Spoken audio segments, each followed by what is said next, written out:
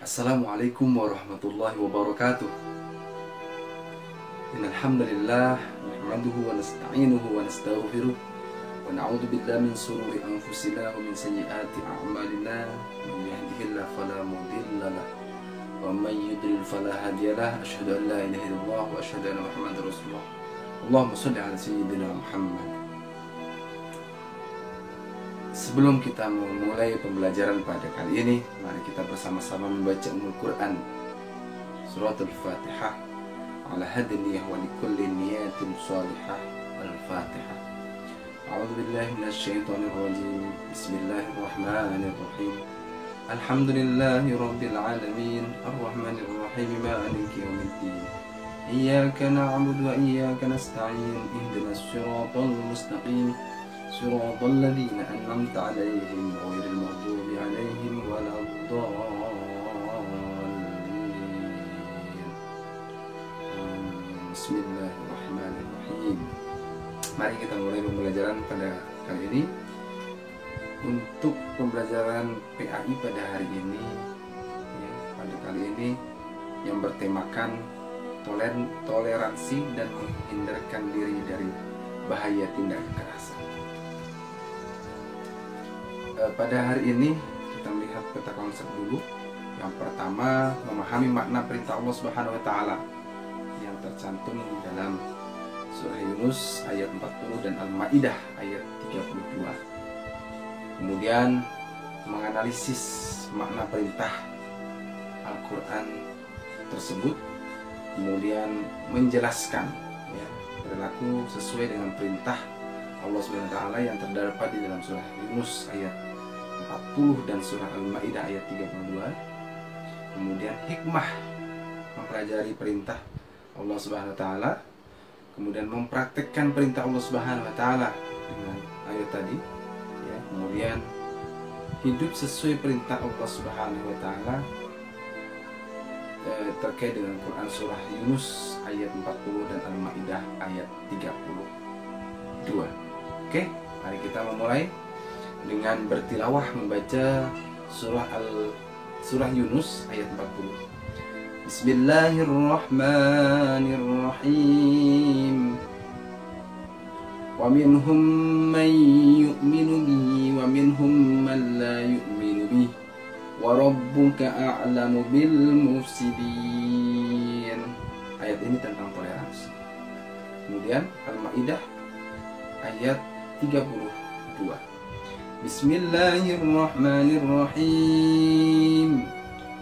Min ajli dhalika katabna ala bani Israila annahu man qatala nafsan bighairi nafsin aw fasadin fil ardi faka'annama qatala an-nasa jami'a wa man ahyaaha faka'annama ahya an-nasa jami'a. وَلَقَدْ جَاءَتْهُمْ رُسُلُنَا بِالْبَيِّنَاتِ ثُمَّ إِنَّ كَثِيرًا مِّنْهُمْ بَعْدَ ذَلِكَ فِي الْأَرْضِ لَمُسْرِفُونَ.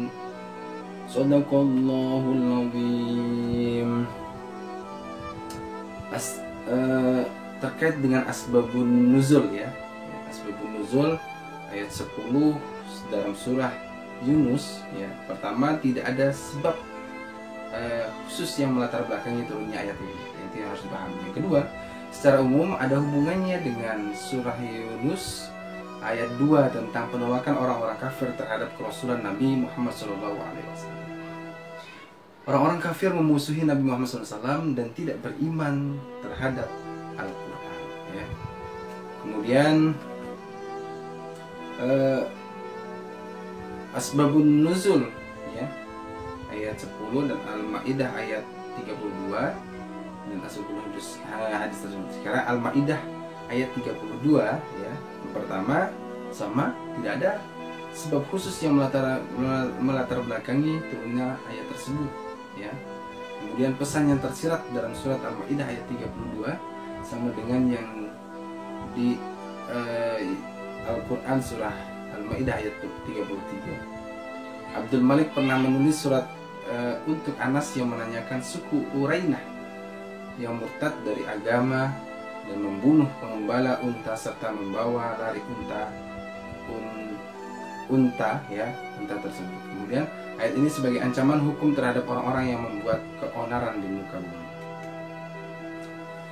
Asbabul wurud, ya, hadis terkait menghindarkan kekerasan. Rasulullah SAW pernah melintas di Tila, ya, aliran air dari atas ke bawah. Lalu beliau mengirimkan kepadaku seekor unta dari sedekah yang belum pernah beliau kendarai. Kemudian yang kedua, hadis ini memerintahkan agar sikap lemah lembut dan menghindarkan kekerasan, tidak boleh kasar, ya. Kemudian ayat ini, ya, ayat Yunus dan ayat 40 dan surah Al-Maidah ayat 32 ini terkait bagaimana kita menjadi seorang, ya, jangan sampai berlaku keras, ya, kepada orang lain. Kemudian perilaku secara umum yang ditegakkan oleh umat Islam, apa sih yang harus kita lakukan sebagai umat muslim? Yang pertama, dalam hubungan muamalah boleh berbuat baik kepada pemeluk agama lain, ya, dalam hubungan bermuamalah, kecuali akidah, maka harus berhati-hati. Dalam urusan akidah tidak ada toleransi, ya, dan tidak ada toleransi di dalam urusan akidah.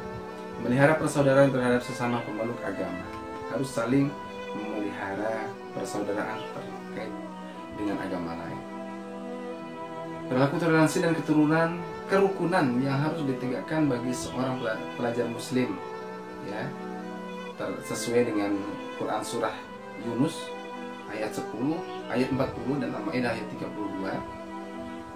Yang pertama, orang tua menghargai pendapat anak, ya, anak menghormati orang tua dan mentaati perintahnya. Orang tua dan anak menghargai kinerja asisten rumah tangga.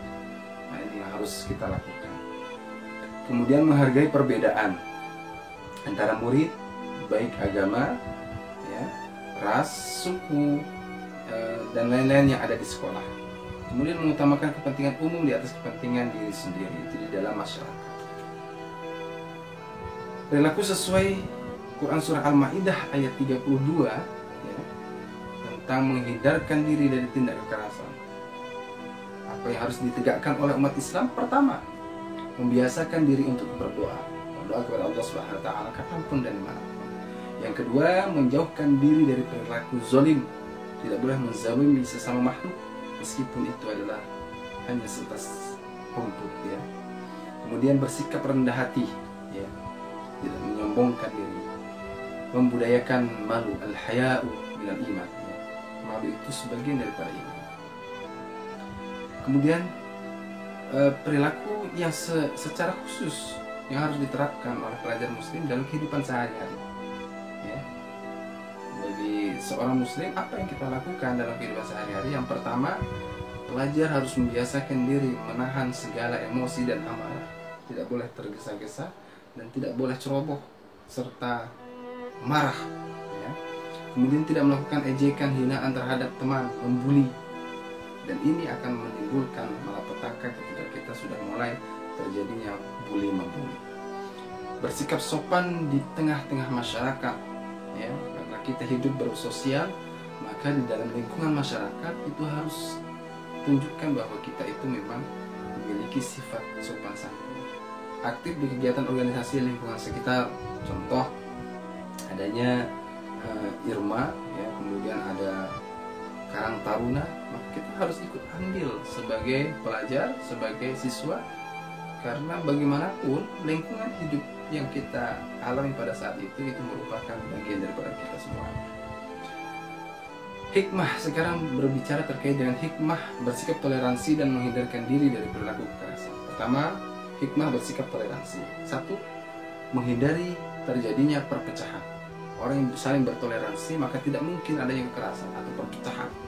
Sekarang banyak terjadi, ya, itu karena tidak ada toleransi sehingga terjadinya perpecahan di antara bahkan sesama muslim. Alhamdulillah. Yang kedua, memperkokoh silaturahmi dan menerima perbedaan. Harus saling menerima perbedaan karena tidak ada manusia yang sama, ya. Jadikanlah perbedaan itu sebuah rahmah bagi hidup kita.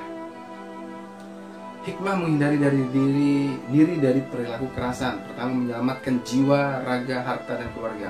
Pasti ya, orang yang tidak suka kepada kekerasan, maka harta, jiwa, raga, dan keluarganya akan terbebas, akan selamat. Kemudian menegakkan amar ma'ruf nahi munkar. Amar ma'ruf nahi munkar, mengajak kepada kebaikan, ya. Kemudian menghindar atau mencegah ketika ada orang yang melakukan perbuatan munkar, tapi dengan norma-norma yang baik, dengan cara-cara yang baik. Kemudian hikmah yang ketiga, terwujud suasana kehidupan yang aman, nyaman, dan damai sejahtera, yang disebut dengan baldatun thayyibatun wa rabbun ghafur. Sekarang setelah hikmah, kita menyajikan keterkaitan antara kerukunan dan toleransi sesuai pesan Quran surah Yunus ayat 40 dengan menghindarkan diri dari kekerasan sesuai pesan Al-Quran surah Al-Ma'idah ayat 32. Keterkaitannya, yang pertama, semakin tinggi sikap toleransi. Ketika kita tinggi bertoleransi, maka semakin terwujud kerukunan, ya, maka akan semakin rukun. Yang kedua, sikap saling menghargai, menghormati, dan mengamankan dalam pengamalan ajaran agama yang berbeda akan menumbuhkan dan menguatkan semangat membangun kerukunan, ya. Kemudian semakin kuat sikap toleransi dan kerukunan, akan semakin kuat pula dalam upaya menjauhkan timbulnya sikap kekerasan. Pasti ya. Kemudian sikap toleransi harus selalu dipupuk agar tidak terjadi gesekan dan perpecahan antara umat beragama, ya. Ini ketika kita mampu untuk saling bertoleransi kepada pemeluk agama lain, maka akan tercipta, ya, terjadinya sebuah kehidupan yang nyaman, damai, tanpa ada kekerasan, ya, asal saling bertoleransi dan menghilangkan sifat-sifat kekerasan. Itu yang dapat saya sampaikan pada hari ini. Mudah-mudahan dengan materi singkat ini bisa menjadi diri kita lebih menjaga lagi, ya, bertoleransi dan tidak melakukan hal-hal kekerasan dalam kehidupan ini. Terima kasih. Mohon maaf. Wallahul muwaffiq ila aqwamit thoriq. Assalamualaikum warahmatullahi wabarakatuh.